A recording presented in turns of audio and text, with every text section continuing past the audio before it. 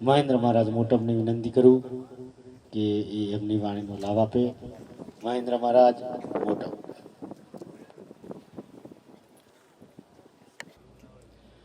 મુકમ કરોતિ વાચાલમ પાંગુલંગયતે ગિરિમ યત કૃપાતમહમ વંદે પરમાનંદમ માધવમ પરમાનંદમ માધવમ. એક શાખીમાં તુલસીદાસે કહ્યું છે કે તુલસી पंखी पीने से घटे नहीं सरिता नीर, धर्म करे धन ना घटे शाय करे रघुवीर. આજે આ રામનવમી નો દિવસ હોય અને હિંમત રામ મહારાજે આટલી હિંમત કરી હોય એટલે કહ્યું છે કે હિંમતે મરદા મદદ ખુદા. એટલે આજે આ કપડવંજ ગામની પવિત્ર અને પાવન ધરતી ઉપર બ્રહ્મક્ષોત્રીય શ્રી હિંમતરામ મહારાજે એમના સદગુરુ શ્રી બ્રહ્મક્ષોત્રીય એવા બુધારામ મહારાજના સાનિધ્યમાં અનુભવ પ્રકાશના પુસ્તક વિમોચન નિમિત્તે દૂર દૂરથી સંતો મહાપુરુષો તેડાવી અરસ પરસ આજે દર્શનનો લાવો લેવડાયો. ખરેખર આ પરિવાર ખૂબ ધન્યવાદ છે. અહીંયા વ્યાસપીઠ ઉપર બિરાજમાન એવા બુધારામ મહારાજ હાજર નથી. પુરણરામ મહારાજ, મગનરામ મહારાજ, રવજીરામ મહારાજ, નટુરામ મહારાજ, આત્મારામ મહારાજ, કનુરામ મહારાજ તથા સામે બેઠેલા સર્વે ભક્તોને આ દાસાનું દાસ મહેન્દ્રરામના જય ગુરુ મહારાજ. નિરોત મહારાજે એક ભજનની અંદર લખ્યું છે કે મન વિદાયુ વાલાજીની સાથ મુને વાલો વિચાર્યા નવ વિષ.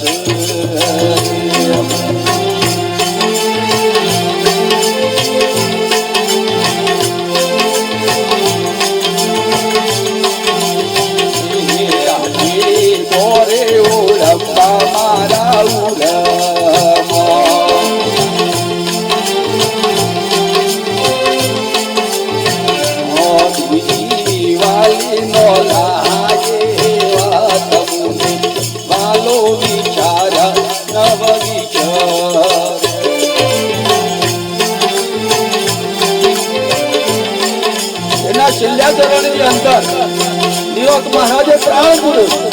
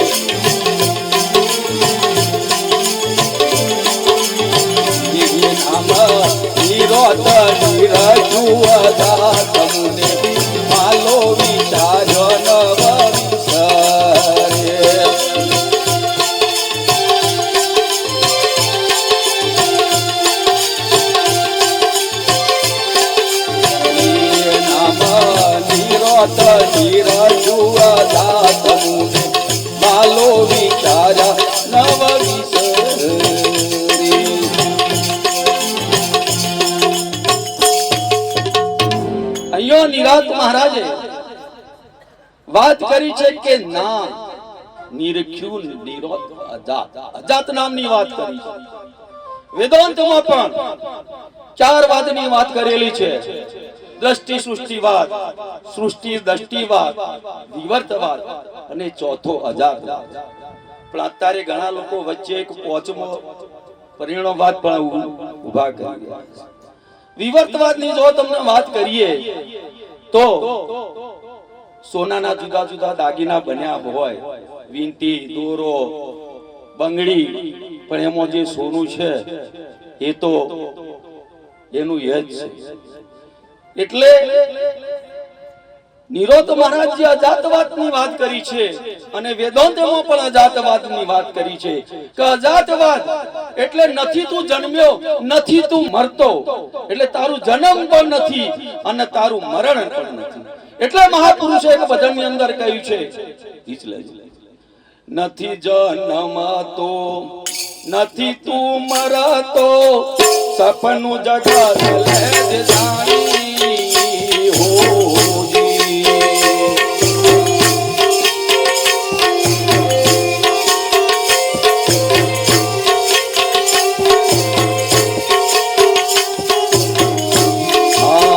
નથી જન્મતું નથી તું મરતો, સપનું જગત લે જાણી હોજી.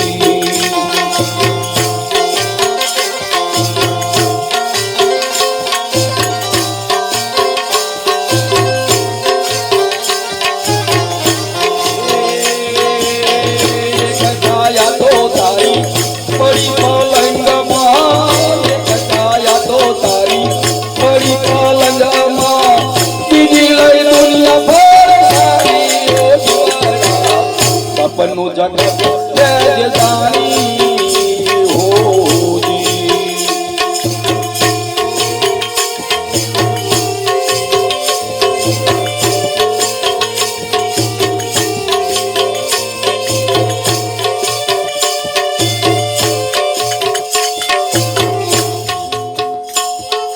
અહીંયા કહ્યું છે કે એક કાયા તો તારી પડી પલંગમાં અને બીજી લઈ દુનિયા ફરે સારી. હું એક મારા મિત્રની વાત કરું કે રાત્રે સૂઈ ગયેલો અને ઊંઘ્યામાં એને કે સપનું આવ્યું. હવે ગામની અંદર રહેતો, ખેતી કરતો, એટલે એને વિચાર આવ્યો કે ચાલ ખેતર ખબર કરી આવું. હવે બાર વાદળો, ચોમાસાના દિવસ બંધાયેલો, એટલે ઘેરથી છત્રી લઈને નીકળ્યો.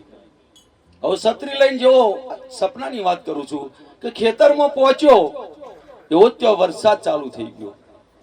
તો એ વરસાદ ચાલુ થયો એટલે એને છત્રી ખોલી અને કયા શરીરને બચાવ્યું? સપનાવાળા શરીર. પેલું શરીર તો ઘેર પડ્યું, એને તો મચ્છરનો મોકળ કઈડતા હતા. તો જ્યારે આપણે સપના અવસ્થાની અંદર હોઈએ છીએ ત્યારે આપણને સપનું સાચું લાગે છે, અને એમાંથી જ્યારે જાગ્રત અવસ્થાની અંદર આપણે આવીએ છીએ એટલે આપણા જાગ્રતમાં જે પણ આપણાથી કાર્ય થાય છે એને આપણે સાચું માનીએ છીએ. એટલે જાગ્રતનો અધિષ્ઠાતા વૈશ્વાનર છે અને સ્વપ્નનો અધિષ્ઠાતા તેજસ. એટલે જે વખતે તમે જે અવસ્થામાં હોય તમને એ અવસ્થા સાચી લાગે છે, પણ જાગ્રતની અંદર જે વસ્તુ તમે જોતા હોય, સપનાની અંદર પણ જે વસ્તુ જોતા હોય, એ બે વસ્તુ છેલ્લે સુષુપ્તિ અવસ્થામાં જ્યારે તમે ભર નિંદ્રામાં હોય છો ત્યારે આ બે કશું ટકતું નથી. ભર નિંદ્રાની અંદર તો ફૂટપાથ ઉપર સૂતેલો કોઈ ગરીબ, યા પછી મોટા મહેલની અંદર સૂતો કોઈ રાજા, બધા જ સરખા જ હોય છે. અને સવારે સુષુપ્તિ અવસ્થાની ઊંઘ લીધા પછી પણ આપણે સવારે ઉઠીએ છીએ તો આપણે ઘણી વખત કહેતા હોઈએ છીએ કે આ તો જબરદસ્ત ઊંઘ આવી. એટલે આ સુષુપ્તિ અવસ્થાની અંદર અધિષ્ઠાતા પ્રાગ્ય છે. પણ આ ત્રણેય અવસ્થાઓમાં એથી ઉપરની જ્યારે વાત કરું તો તુર્યની વાત છે, એ જે તમારું સ્વરૂપ છે, તુર્યા સ્વરૂપ છે. એટલે આગળ મહાપુરુષે ભજનની અંદર વાત કર્યું કે જપિયા તપિયાએ ના લીધી ઓળખી, મનની કામળ ગારી.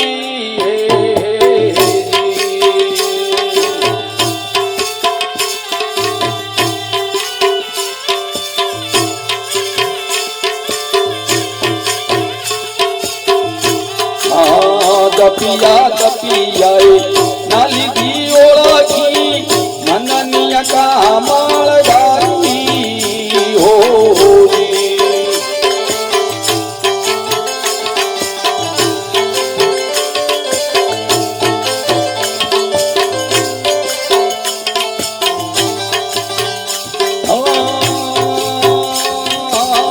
બંધમાં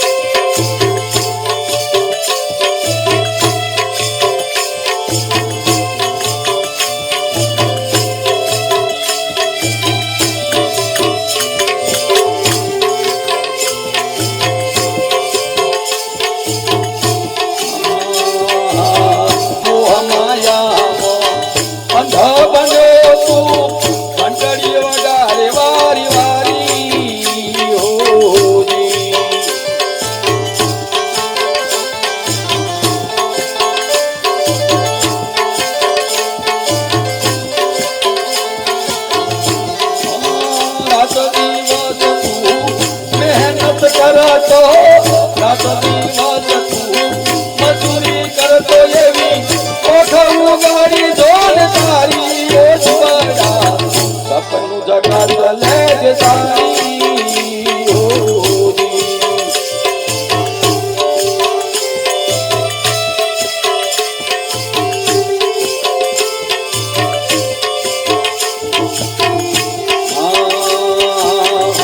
જે દેખાય યનો પરમ તું જાણજે સતગુરુ નો મણી નિશાની હોજી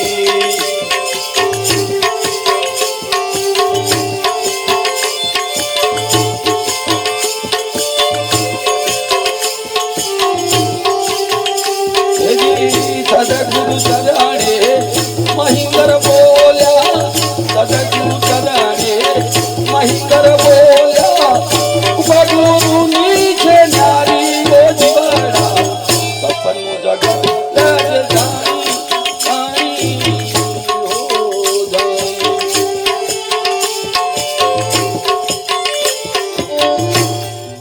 જગતગુરુ શંકરાચાર્યને પણ કહેવું પડ્યું કે બ્રહ્મ સત્ય જગત મિથ્યા. એમને મિથ્યા શબ્દ એટલા માટે લાવવો પડ્યો કે આ દેખાઈ રહ્યું છે એટલે કોઈ માનશે નહીં, એટલે છે એવું એ નહીં અને નથી એવું નહીં, એટલે એમને વચલ્યો શબ્દ કાઢ્યો કે મિથ્યા શબ્દ. કૃષ્ણ પરમાત્માએ પણ ભાગવત ગીતાની અંદર 20 યોગની અંદર લખ્યું છે કે ન જાયતે મ્રિયતે વા કદાચિન નૈયા ભૂતવા ના ભવિતા ભૂય અજો નિત્ય શાશ્વતો અયમ પુરાણે ન અન્યતે અનમાને શરીરે. કે આત્મા તો જન્મતો એવું નથી, આત્મા મરતો એવું નથી, આત્મા મર્યા જન્મ્યા પછી વૃદ્ધિ પામતો હોય એવું નથી, અને એને અણવાસતો અણાય એવું પણ નથી. એના એ સ્વંકયોગની અંદર આગળ એક શ્લોકની અંદર કૃષ્ણ પરમાત્માએ કહ્યું છે કે જે તમે જોશો તો ઘણી જગ્યાએ શ્રદ્ધાંજલિની અંદર એ શ્લોક લખેલો હોય છે કે નૈનમ સેદંતી શસ્ત્રાણી નૈનમ દહતી પાવક ન ચક્લદંતી પાકો ન શોષયતી મારુત. અગ્નિ બાળી શકતો નથી, શસ્ત્રો સેદી શકતો નથી, પાણી ભીંજવી શકતું નથી ને પવન સૂકવી શકતો નથી. આત્મા અજર છે, અમર છે, જન્મતો નથી, મરતો. તો આપણે પણ ખરેખર આપણા અંદર જે આપણને ભ્રમ પેસી ગયો છે કે આ શરીર છે હું છું, પણ રમણ મહર્ષિએ બધું બાદ કરવાની વાત જ્યારે કરી, પિલ્લે ને 1902 ની વાત કરું, આ પંચ મહાભૂતનું પૂતળું એ તું નથી. પોચ જ્ઞાનેન્દ્રિયો શબ્દ સ્પર્શ રૂપ રસ ગંધ એ પણ તું નથી. એથી આગળ એમને વાત કરી કે પોચ કર્મેન્દ્રિયો વાઘ પાણી પાદ ઉભસ મળત્યાગ એ પણ તું નથી. એટલે તો પછી તમે શું છો? તો આની અંદર આ ભજન હમણાં નવું લખ્યું છે, એટલે જરા પ્રયત્ન કરું છું કે ભૂલ પડે તો માફ કરજો. કે હું અસંગ છું, હું અક્ષય છું, સચ્ચિદાનંદ ઘન સ્વરૂપ છું.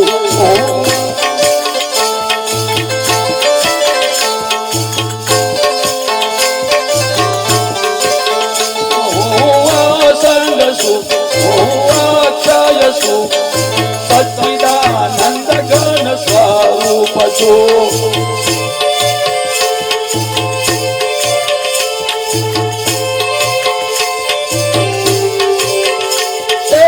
ઉપાદાન કારણ નહીં, નિમિત્ત કારણ નહીં, કાર્ય કારણથી પરશું.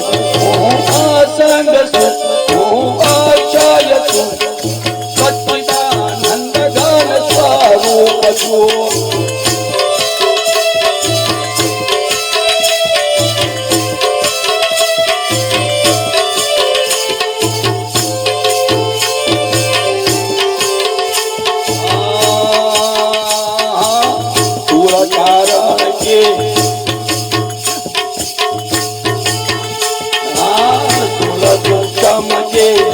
કારણ દે હું રે નથી.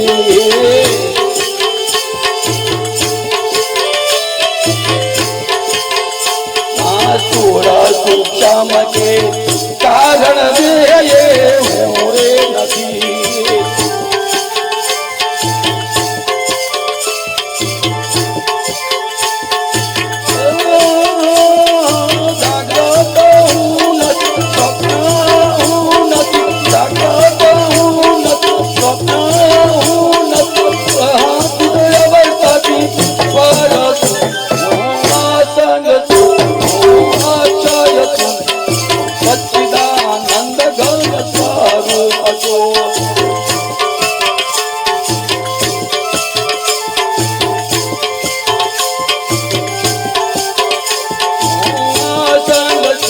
ઓવાચાયતુ સચ્ચિદાનંદ ઘન સ્વરૂપ જો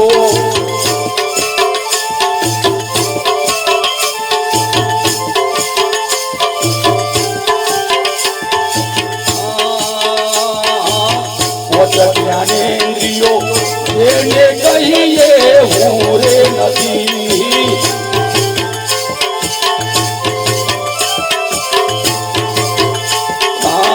પોતે જ્ઞાનેન્દ્રિયો એને કહીએ હું રે નથી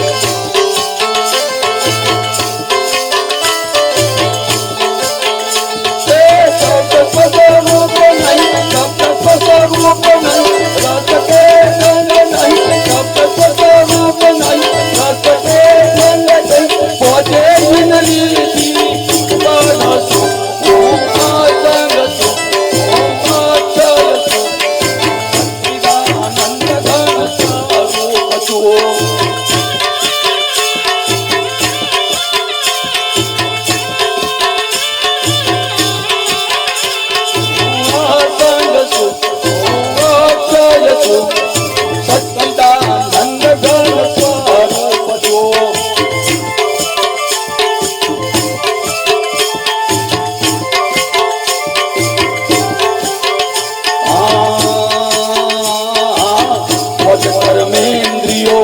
જેને કહીએ હું રે નથી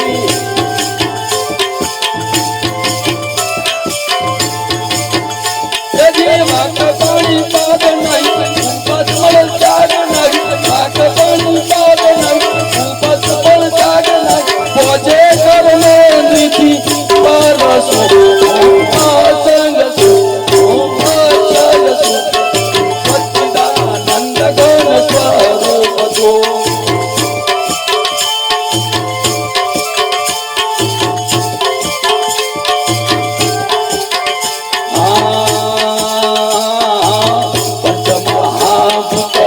એને કહીએ હું રે નથી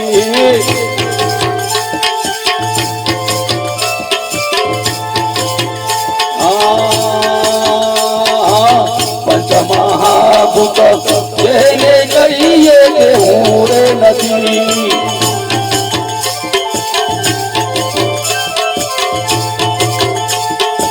આકાશ યજ્ઞ નહીં આકાશ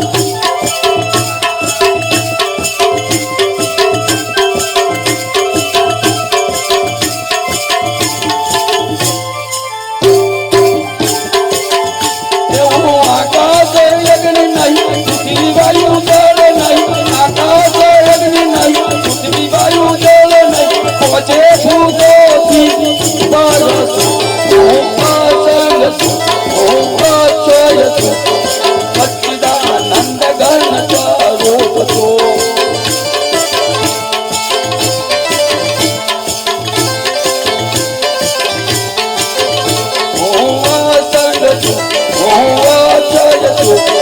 સચ્ચિદાનંદ ઘન સ્વરૂપ જો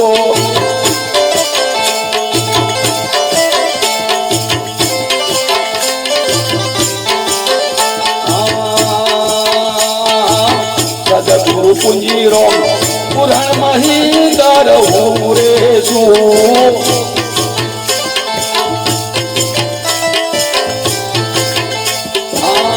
સદગુરુ પુંજીરો પુરાણ મહિંદર હું રે છું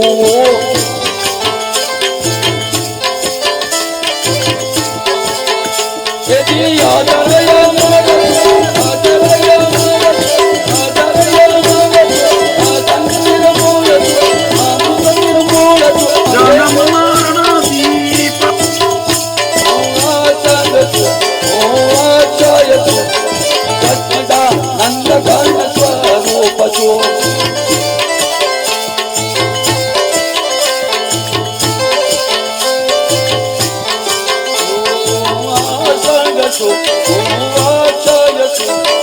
સચ્ચિદાનંદ ઘન સ્વરૂપ જો